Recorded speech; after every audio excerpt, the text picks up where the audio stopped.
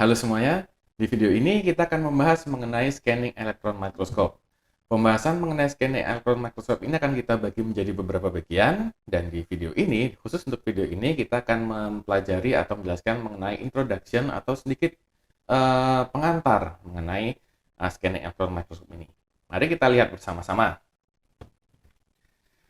Pertama, apabila kita ingin mempelajari sesuatu yang kecil atau skala yang mikroskopik, seperti kalau dalam material science, mungkin kita mempelajari mengenai struktur mikro, maka tidak bisa serta-merta kita menggunakan perbesaran yang semakin tinggi untuk melihat benda atau struktur mikro yang semakin jelas. Ya. Karena ingat bahwa ada satu hal lagi yang cukup penting, yaitu adalah resolusi.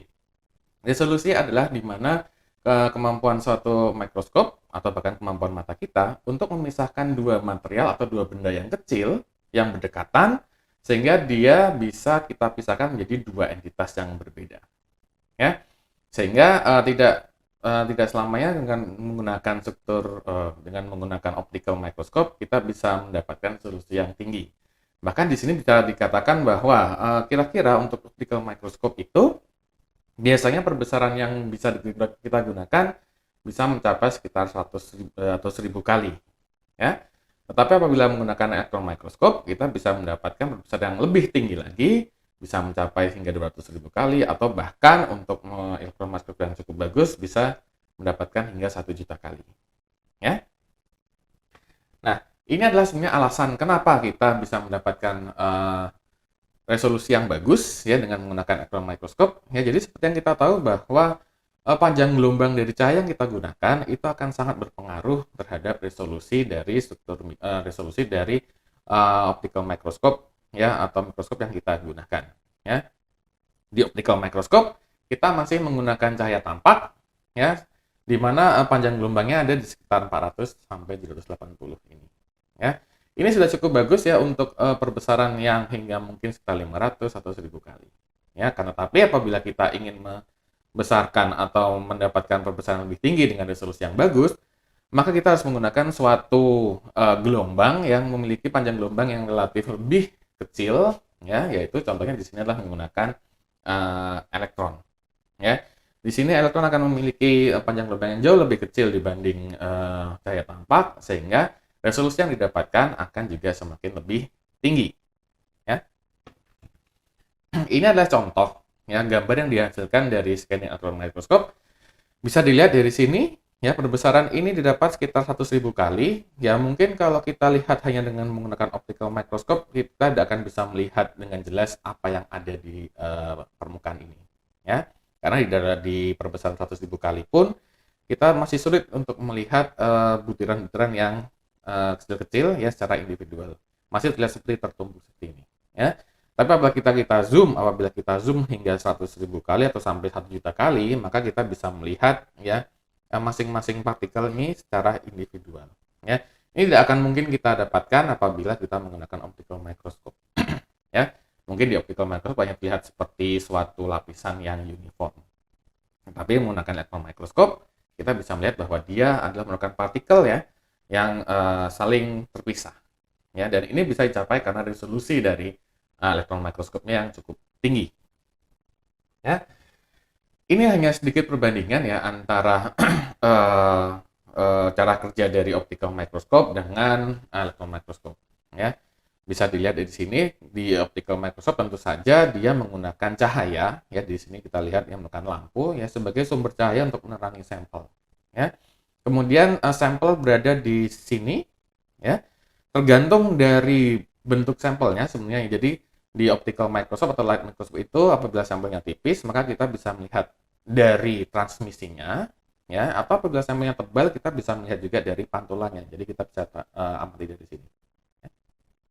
Tetapi untuk di elektron microscope ini dibagi menjadi dua alat yang berbeda. Ya, apabila sampelnya tipis ya maka kita akan menggunakan transmission electron microscope. Ya, jadi kita melihat elektron yang menembus dari sampel kita. Oh ya, salah satu perbedaannya ya yang lebih menonjol adalah kalau tadi di optical microscope menggunakan lampu, tentu saja kalau di electron microscope kita menggunakan elektron ya yang berasal dari elektron gun yang akan kita bahas nanti sebagai sumber cahayanya. Ya.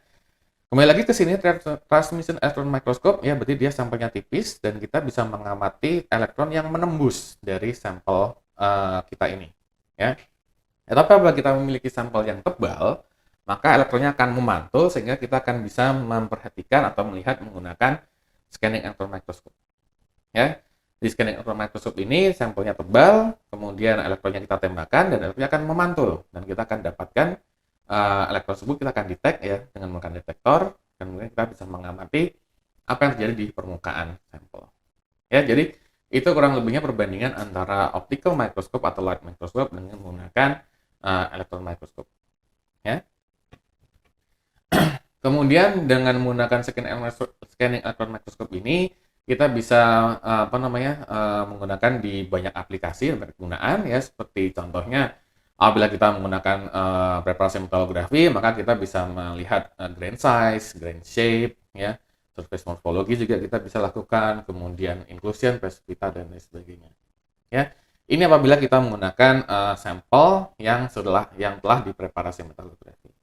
Tapi apabila kita menggunakan sampel yang tidak dipreparasi, ya, kita juga tetap bisa mengamati permukaannya. Ya, contohnya mungkin adalah permukaan patahan, kemudian corrosion deposit, ya, ukuran atau bentuk permukaan dari suatu struktur dan lain sebagainya. Ya, jadi tidak perlu harus kita lakukan preparasi metalografi. Ya. Selain itu juga kita bisa menggunakan scanning electron microscope ini untuk melihat selain bulk sampel ya, sampel yang tebal, kita juga bisa melihat sampel-sampel yang tipis ya, seperti thin film ya, atau lapisan-lapisan tipis yang biasanya kita depositkan di suatu permukaan. Ya. Jadi banyak kegunaan dari scanning electron microscope. Ya, kemudian yang terakhir adalah beberapa keuntungan ya dengan menggunakan scanning electron microscope. Ya, pertama mungkin dia bisa mengamati sampel dari berbagai macam material ya. Kemudian preparasinya relatif lebih mudah ya dan cepat. Ini dalam artian dibandingkan dengan transmission electron microscope ya, SEM jauh lebih mudah ya. Penggunaan juga relatif lebih mudah, kemudian pengambilan gambarnya juga masih mirip dengan optical microscope ya, hanya dia menggunakan alat yang khusus ya.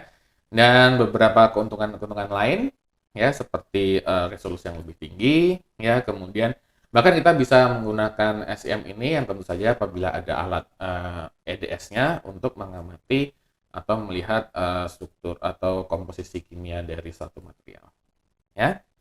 Tapi tentu saja ada juga kerugiannya atau kelemahannya ya. Yang pertama adalah sampel size-nya limited. Jadi memang SEM ini bisa mengamati sampel yang kecil saja ya, karena ini keterbatasan di sampel chamber-nya ya.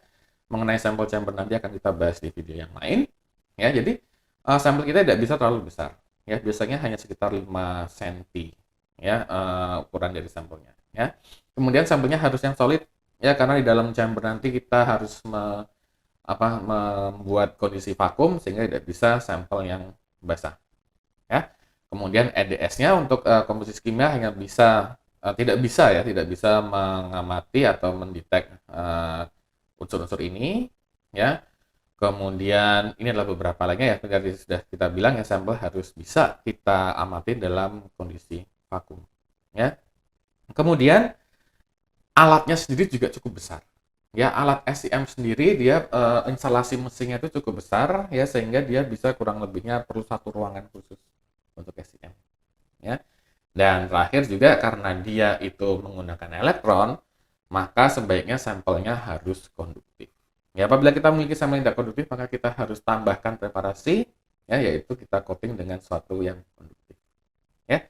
Baik, cukup sekian untuk pengenalan atau introduction dari SEM ini. Untuk bagian-bagian SEM-nya yang lain akan kita jelaskan di video lainnya.